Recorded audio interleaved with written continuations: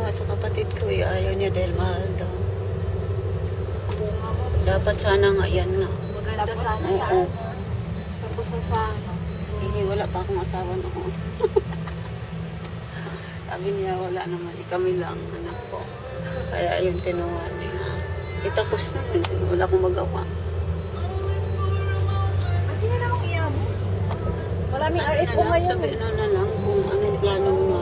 Yung ready for occupancy na mga malalaki. Oo, dahil. Nasa Davao kasi yung pamilya ko, kaya mahirap. Gusto nito sa Davao. Titingnan ko kung itapos ko yan, paupahan ba o. Oo, ang dami na nangupahan dito mo. Oo nga, invest ko na lang sa pagod sa trabaho. Wala kasi kayong ano sa Davao, no? Sana meron doon. Alam mo yun, Dahil may nagustuhan ako dito yung style sa bahay. Siya, manabong but is not this in our style, you see? House. Sabi ko na, just